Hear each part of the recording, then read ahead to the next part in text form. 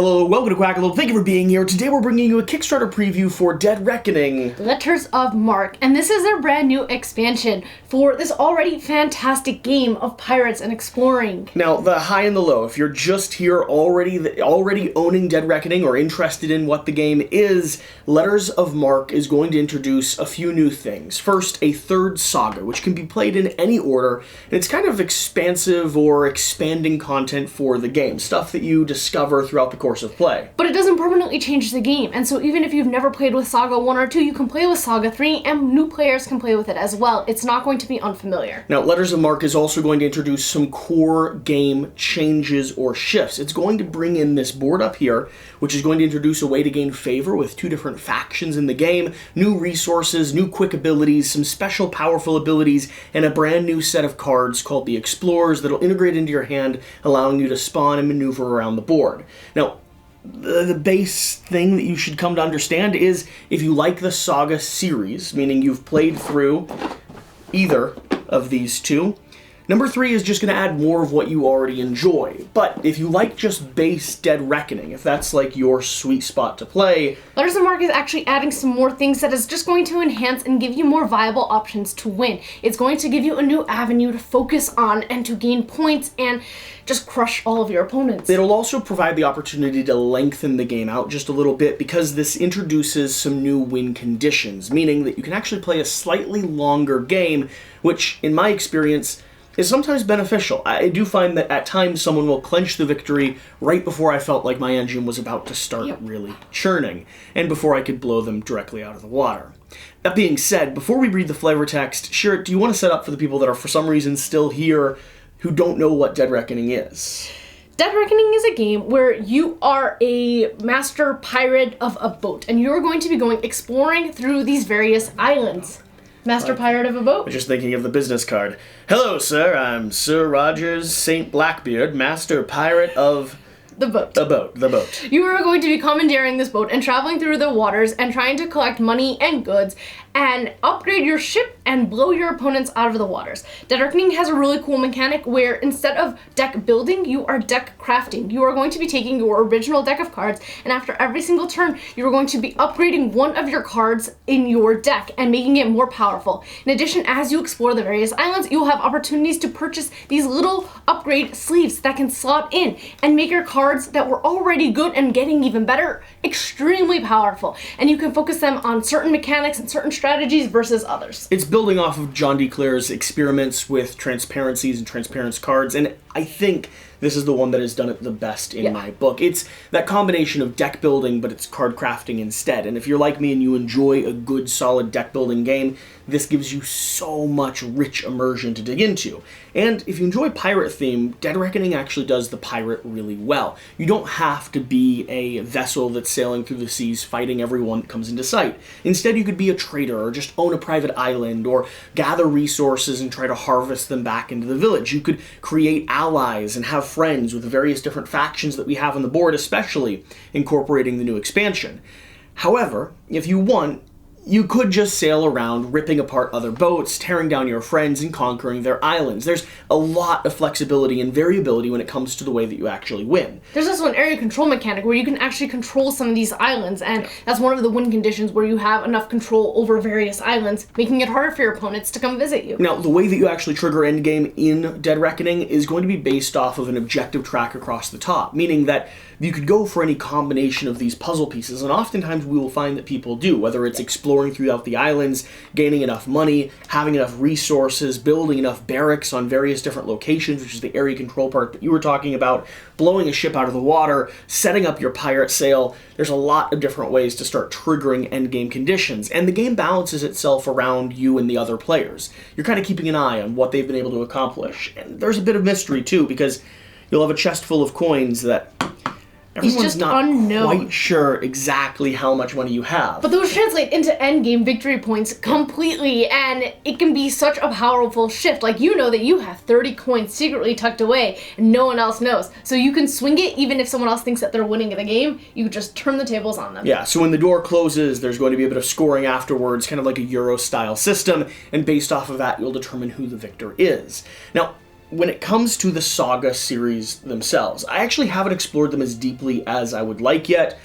We've started messing around with Deep Legends a little bit, but there's also Salt and Thunder, which honestly, I haven't even broken into, because there's so much content in these two sagas alone. Sagas incorporate throughout the course of play. Yeah. As you turn over certain cards, they will tell you, go hunt for this card and turn it over, and it starts unlocking this story narrative within the larger picture of the game. I personally haven't felt that they've made too big of a difference, both positive and negative. I can see playing the game without the Saga, and I can see playing the game with the Saga, and both are completely enjoyable experiences. I'm the type of player that every time we incorporate the Saga, I go straight for whatever the adventure is, and I have found that that doesn't always lead to successful gameplay, which could be a high or low. Sometimes it's a really immersive story, and it's cool to see things come back into the cycle, but at the cost of winning, it's kind of a balancing act. Yeah.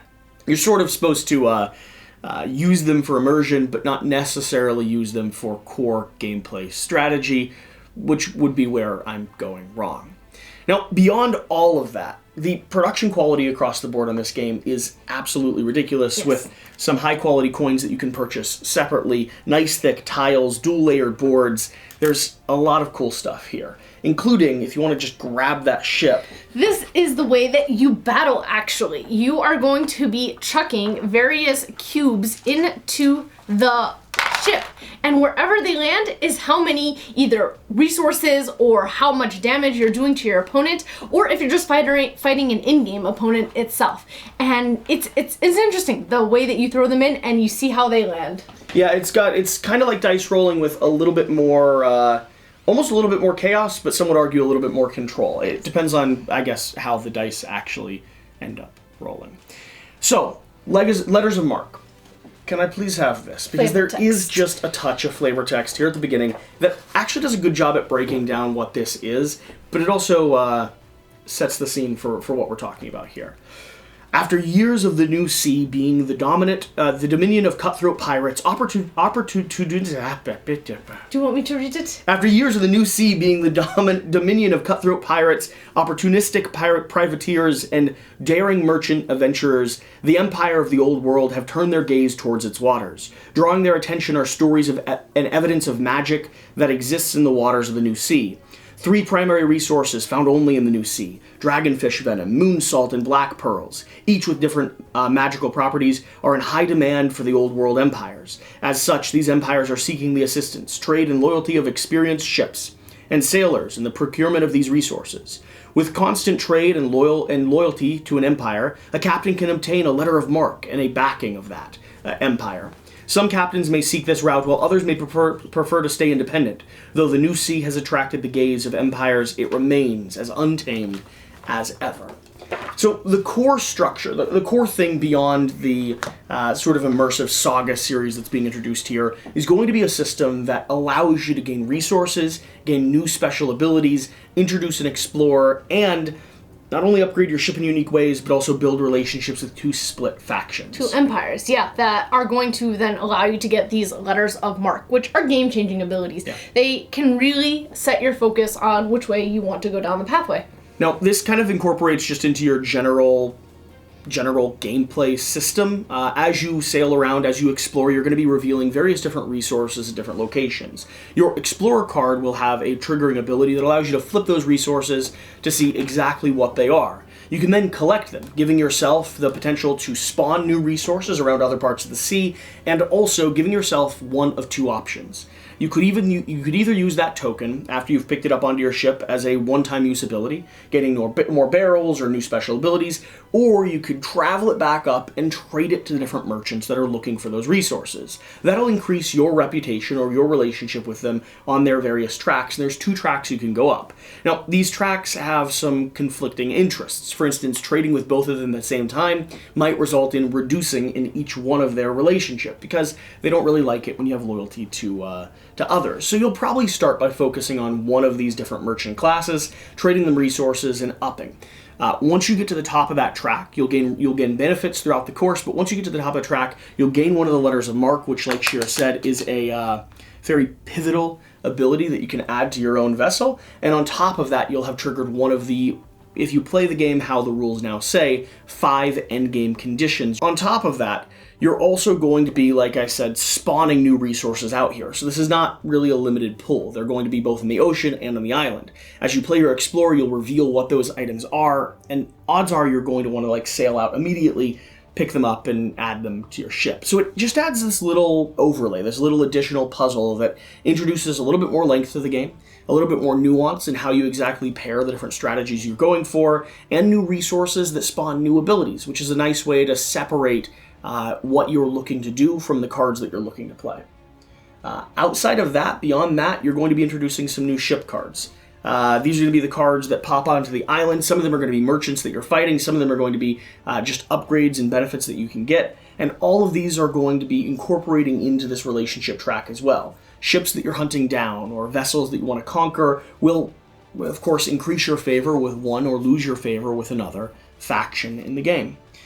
So that's the core structure. That's really what Letters of Marque is adding in. It's an opportunity to grab this game if you don't already own it. Yep. And then if you already have it, in my opinion, it just adds more to something that you're already enjoying. So if you're playing this game, if you're getting it to the table, I probably don't need to tell you, but this expansion is really solid. It doesn't drastically change any core thing, but then again, I haven't dug into the Saga as much as I'm looking forward to. It just enhances something that is already great. Yeah.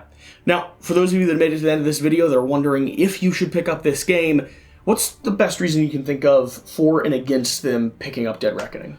I think my favorite part about this game is the card crafting. The fact that you're sliding in these transparent sleeves and upgrading your cards in unique pathways. You are not going to be upgrading your deck the exact same way that your opponent is, and so that makes your deck special in the strategy that you're going for. I think there's a lot of choice and nuance there. Yeah, on my end, I kind of have to agree with the caveat that I like the card crafting so much because I love deck building games. It's just another iteration upon that core system or that core principle that I enjoy a lot. I like drawing up a hand of cards and figuring out how to be flexible or variable with what I'm using, and because I get to upgrade the cards that were just in my hand, creates this reoccurring cycle where I feel like I've worked with the captain really well, or the bosun has done an amazing job at managing our finances, and I'm benefiting by the end of the game because of that. It almost feels like deck building and a bit of engine building at the same time. I feel like my least favorite part of the game is the fact that sometimes it does end a little too quickly. Before other people have gotten their engines up and running, some person just made a mad dash to the finish, and you're kind of left hanging. Like, oh my gosh, if I had just like 3 more turns, I could have had the perfect finish myself. Yeah, on my end, I actually really don't like the combat system in the game. I find that this little dice tower, and any dice in general, tend to screw me over more than they benefit me, and I typically play Dead Reckoning from the perspective of more of a merchant sailor or someone that's doing more of the area control strategy, and less so the person that's sailing around trying to rip other pirate ships apart. I have tried that strategy, and it just wasn't as satisfying for me. That being said, there are a lot of strategies that I still thoroughly enjoy, but if you're looking for a game that maybe incorporates or encourages just being a pirate, I don't know that Dead Reckoning does that. I think you have to be willing to balance area control and deck building and finances and trade in with your brutal nature and desire to rip off everyone's head. That being said, there's a link down below where you can go check out the Kickstarter. I don't know that we're telling any of you things that you don't already know. We've already been excited about this. We've already done an unboxing over on Quack & Co. We've already been talking about this expansion for the better part of like a month, maybe 2 months since I found out about it and did that, things I refused to miss. Dead Reckoning is just part of our collection at this point. Yeah. And honestly, with it all set up here, we really need to get back to the table soon. Let's just play the rest of the day. Oh, perfect. Thank you for watching. Thank you for being here. Whatever the case. Whatever you do. Remember to do the important thing. Get out and play some games. See you next time. Thanks. Bye.